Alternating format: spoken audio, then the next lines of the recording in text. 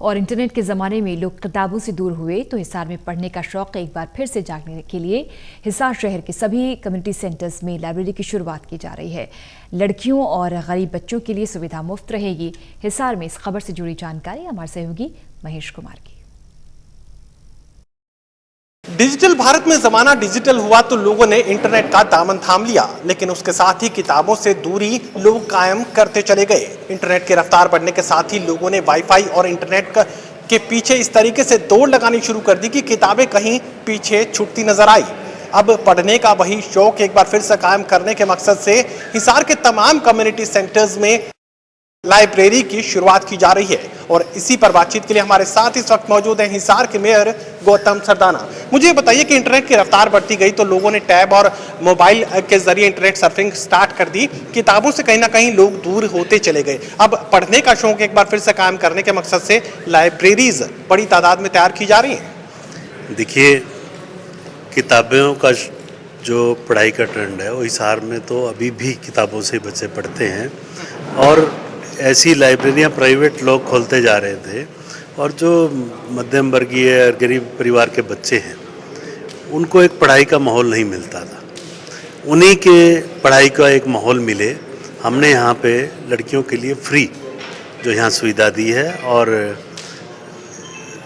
लड़कों के लिए लगभग 300 रुपये की फ़ीस रखी है और यदि कोई बच्चा 300 रुपये भी नहीं भर पाता तो हम उसका भी कोई ना कोई इंतजाम कर देंगे। लेकिन कमिश्नर साहब नहीं करेंगे तो हम अपनी तरफ से 300 भी उस गरीब बच्चे के लिए दे देंगे। नहीं तो हमारे अशोक गर्ग जी यहाँ कमिश्नर हैं, उनकी अच्छी सोच रहती है, उन्हीं के ही सुझाव से ये हुआ ये। और कोई भी गरीब बच्चा अगर पढ़ लिख कर यहाँ से ऑफिसर बनता है तो हमें ये बहुत खुशी होगी कि हमारा इस कार्य को हमने सफल किया। मैं पूरे जो हिसार के कम्युनिटी सेंटर है वहाँ पर ऐसे ही लाइब्रेरियाँ बनाई जाएंगी और गरीब और मध्यम वर्गीय परिवार के जो बच्चे जो लाइब्रेरियों के पैसे नहीं दे सकते उनको यहाँ पर हम सुविधाएं देंगे। और यहाँ पर सीनियर सिटीजन के लिए भी सुविधा दी गई है और यहाँ पर आप देखेंगे कि नीचे एक बहुत बड़ा कम्युनिटी सेंटर है महिलाओं के लिए और जो भी यहाँ पे सेक्टर के लोग रहते हैं यहाँ के लोग ही यहाँ आकर अच्छी अपना कम्युनिटी सेंटर की भी देखभाल करें।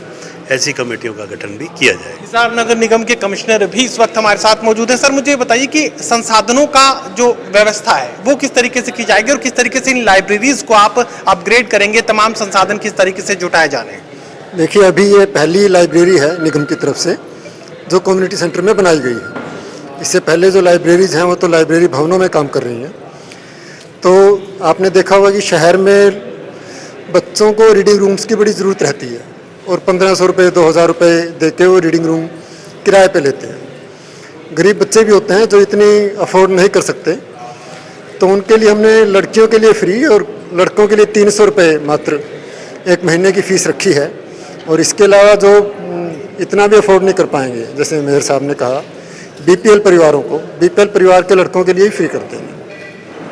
संसाधनों के हिसाब से निगम के लिए छोटे संसाधन हैं और निगम ये चलाने में पूरी तरह से सक्षम है।